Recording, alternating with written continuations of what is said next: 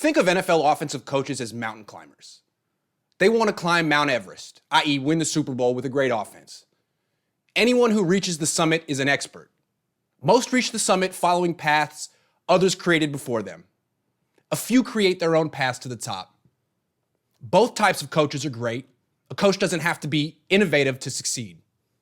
But this article is about the trailblazers, the ones who created a route that didn't exist before they made it to the peak, the ones who changed the idea of what's possible in offensive football. Here are the 4 most innovative and influential offensive coaches in the history of the NFL. If you haven't heard of Sid Gillman, you should have. He influenced Al Davis, Bill Walsh, and in one way or another, every offensive coach working in the NFL today. FYI, Gillman is the one who introduced the idea of watching film to professional football. Gillman modernized NFL offenses, but did it in the American Football League. Gillman became the Chargers head coach in 1960, before the NFL and AFL merged. Back then, the NFL was the dominant league, and it featured a particular style of offensive football. Lots of runs, not so many passes, and not so many points. Basically rugby. Call it proto-football. Gillman knew the AFL couldn't use the same grounded-pound style of offense and compete with the NFL. The AFL had to be more exciting to survive. So Gillman created the science of passing. Gillman was in love with big plays, deep passes, screens.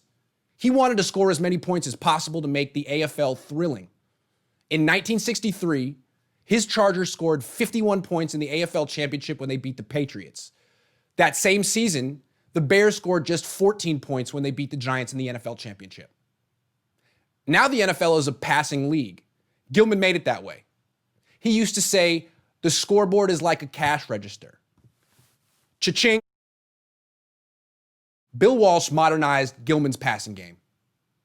Walsh broke into the NFL in 1966 as Al Davis's running backs coach on the Raiders.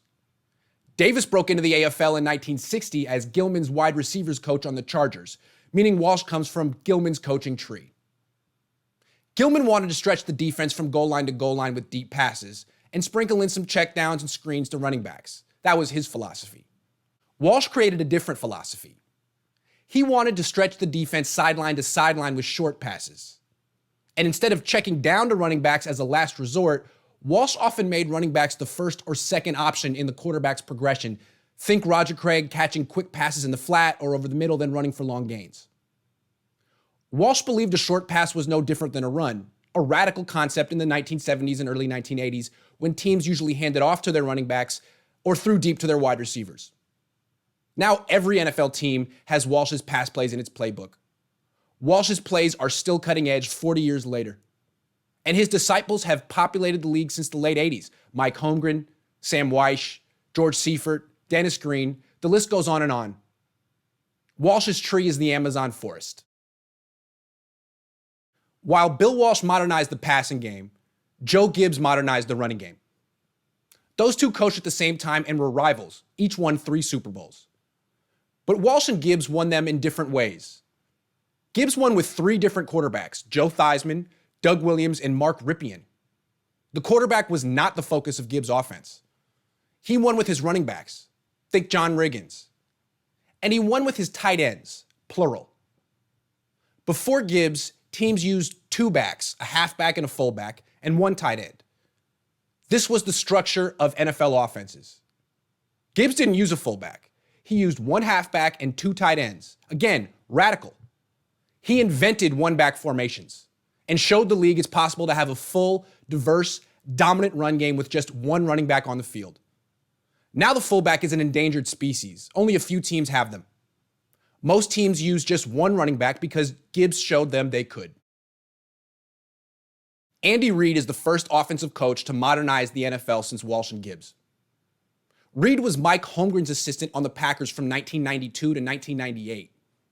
And Holmgren was Bill Walsh's assistant on the 49ers from 1986 to 1988. So Reid comes from the Walsh tree. Who doesn't? But Reid diverged where others didn't, such as Holmgren, John Gruden, and Steve Mariucci. Those 3 were more faithful to Walsh's original West Coast offense. Reid took the West Coast offense and blended it with new age spread offense concepts that have taken over college football the past 15 years. Stuff Chip Kelly tried to bring to the NFL but failed. Kelly's offense was too simple. He called the same few plays over and over. And he constantly used a hurry-up offense, which forced his defense to play most of the game. He had a gimmick. Reid took parts of Kelly's gimmick and added them to an already dense West Coast offense playbook. Added the zone reads, the run-pass options, the shifts, and the motions. And now when you think of Andy Reid's offense, you think of little Tyreek Hill running around behind the line of scrimmage, causing the defense to panic before the play even starts. Reid made the game smaller and faster. Defenses have to match up with Hill and players like him. Call it small ball. Every team wants its own Tyreek Hill. Its own gadget player who can play wide receiver or running back. That's Deebo Samuel on the 49ers. Any team that doesn't use lots of motions and shifts before the snap probably will fire its offensive coordinator soon. He's outdated.